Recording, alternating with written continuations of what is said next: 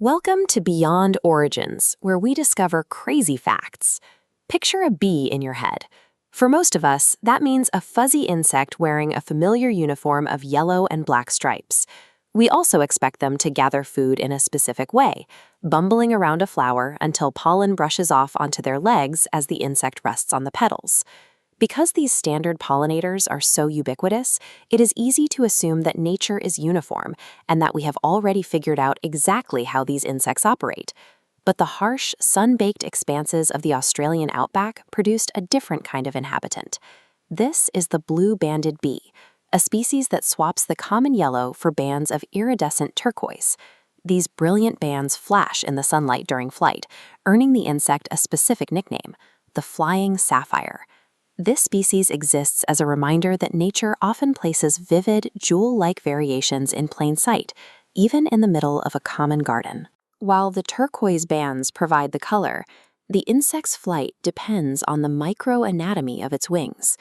These thin, brown membranes are almost entirely transparent, with a texture similar to layers of cellophane.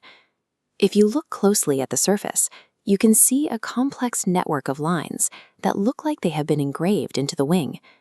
The combination of the turquoise body and these patterned, translucent wings makes the bee look like a piece of delicate jewelry.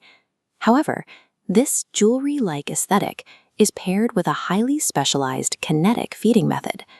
This insect has to solve a specific biological problem. Many native Australian flowers hold their pollen tightly inside tubular structures, where a simple brush against the petals cannot dislodge it. To access food, the flying sapphire uses a technique known as buzz pollination. First, the bee locks its mandibles and legs onto the plant. It stops its wings and engages flight muscles to rapidly vibrate its body. This intense frequency shakes the pollen loose, forcing it out of the tubes and showering the bee.